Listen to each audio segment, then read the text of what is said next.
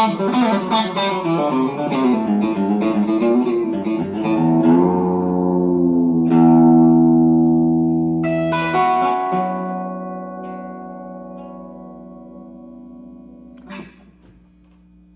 up, cats? It's just Larry, the guy from Homeskoolin. Just got back from driving my kids to school. You know, it's no secret that old Larry got divorced a while back, and got split custody of my sweet kids. And but even when I don't have them, I get up every morning and I drive over and I take them to school. And it's absolutely precious time for me, man. I love doing it. Even though it has to get up early every day, I don't mind it. I just love getting to see them, when the days I don't have them. We have some great times in that old van on the way to school. A lot of interesting conversations. They're starting to get into some slightly more raunchy humor, growing up a little bit. I accidentally showed them one of those Will Ferrell Funny or Die bits called The Landlord on YouTube. And they thought that was just so damn funny. You guys ever seen that? The Landlord, Pearl. Oh, man. Okay, so what can we talk about today? Today's day 4 of those sessions for that English band I'm working with. Man, we're having a good time. Those guys are really cool, man. Thanks for all the kind words about the video I put up there and about, the session gear, a little session update. I got this whole thing of picks here. But honestly, the only picks I ever really use, people always ask me about picks, are these Fender mediums, That's all I use, Fender mediums.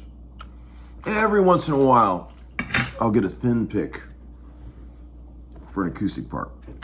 That's about it. And every once in a while, great while, if I could ever find one, I like those big Dorito chip picks for like a real nasty rhythm part. Those are pretty cool too. But you never find those anymore. Running low on guitars here at the house, so I busted out the my dear son's Epiphone Olympic, which is a really cool guitar. 63. They both started up the School of Rawk, which is really cool, and they're having a great time.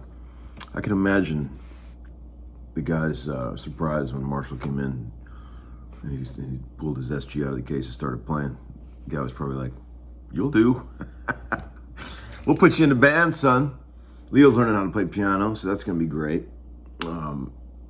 Kind of cool having some other teachers around that aren't dad. You know what I mean? I like the concept of that. Let's see. I'm gonna get into some VCB today with these terrible glasses that I bought on a whim at Publix the other day. More cheapo readers.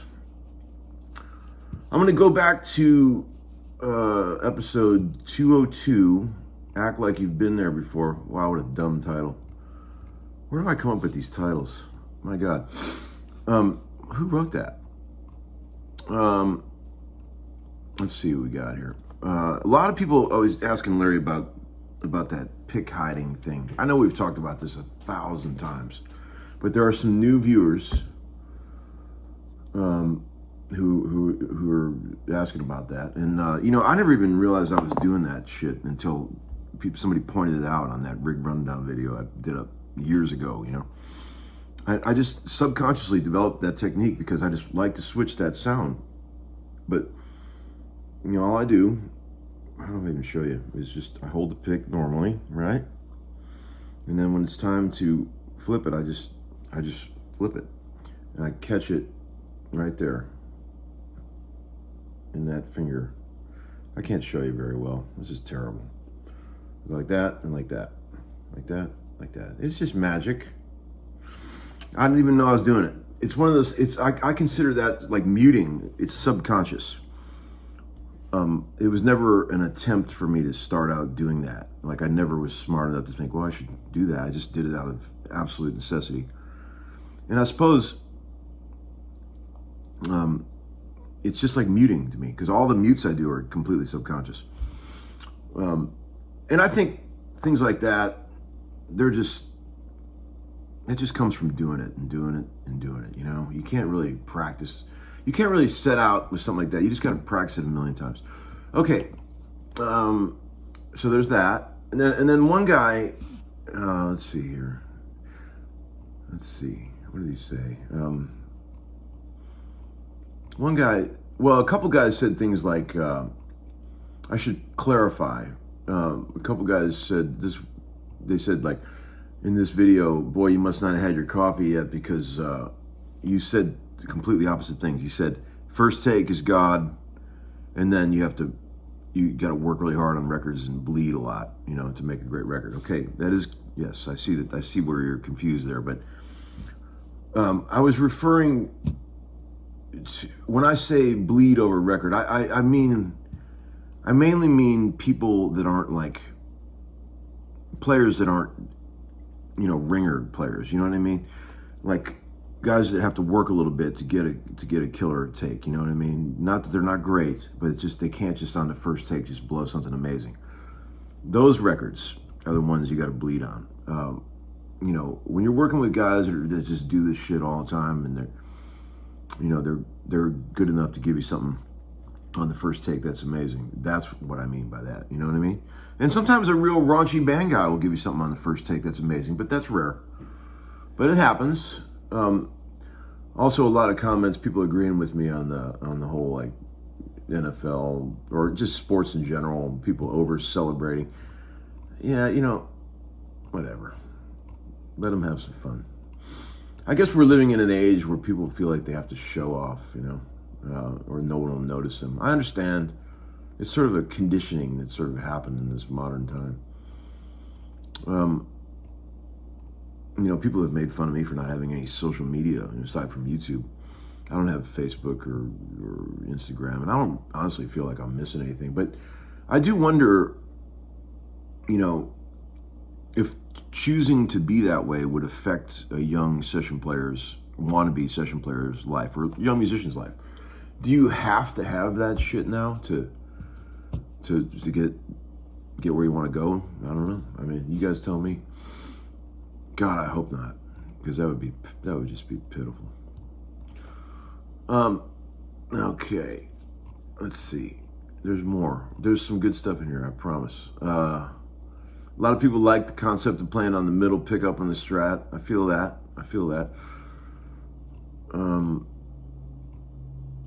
You know, one guy got a little out of hand here. He was talking some shit on my boy Guthrie, and he said, Tom, your analysis of Guthrie is really that he falls out of the pocket. In my opinion, he's overrated beyond belief. The greats never fall out of the pocket. What you're hearing is not a good thing. Right. That's what I'm hearing. Let's just hope that one day this person will get it. Let's just hope.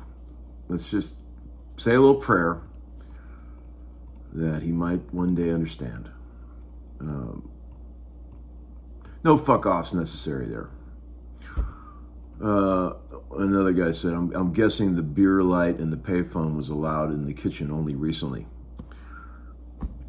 Yeah, man, I went through a painful divorce. Fuck off. Okay, so there's that.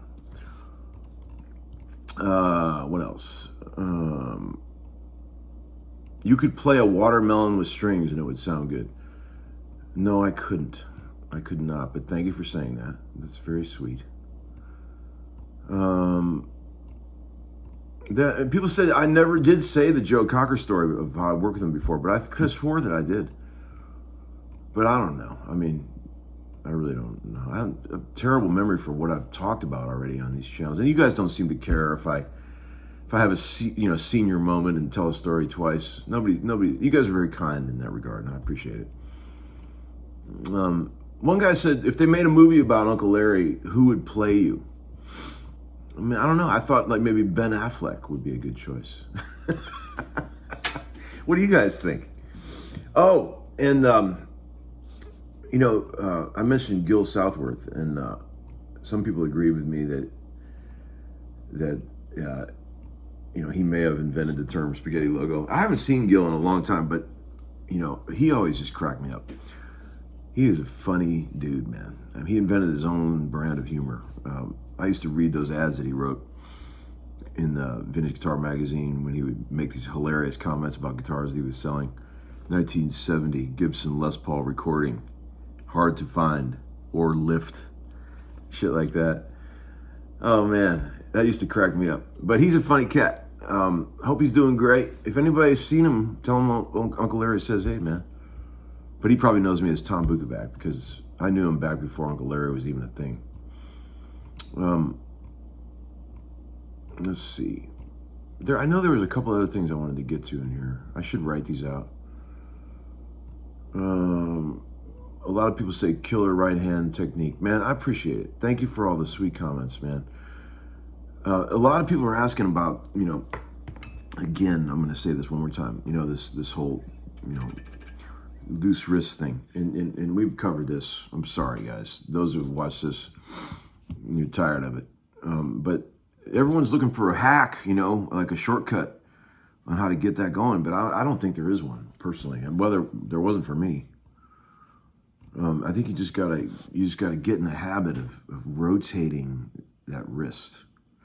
It's never up and down with the wrist. The wrist has to turn side to side when you're doing that. You see that? If I try to do that up and down without rotating the wrist, I would tire out in the first 3 seconds and I can't get any speed. Watch. It sounds like shit. If I do it I do it by rotating the wrist. Nice and smooth, right? I do it all day long. Never gets tired. If I try not to rotate the wrist, it sounds like this. It sounds like shit. It feels terrible. See, that's the thing. That's where people are screwing up. They're keeping their wrists too rigid on that picking thing. You can't do that. I realize there's more than one way to play a guitar, but that's just how I've done it. And if you're asking me, that's my opinion. Michael Gregory, sweet guy, he comments on these videos. He's a badass guitar player. You should check him out. He says, if someone brags about them being a player, I can almost guarantee they suck. He said, bingo. It's the verbal equivalent of carrying drumsticks in your back pocket. He said, was talking to Steve Morse about this once, and he said, the good ones are like ninjas, seemingly humble and lowly, but they can break your neck in a split second. I agree, Michael. I agree, my friend. That is true. Let's see. How long are we getting here? 14 minutes? All right. I got to go to work soon. Just wanted to check in real quick. Check in. Hope everybody's doing great out there. Thank you for all the PayPal donations and the kind words. It really helps old Larry, keep the momentum going. And, I've had so many sweet emails and just a lot of people send me their music and stuff. And I wish that I had time to listen to it all.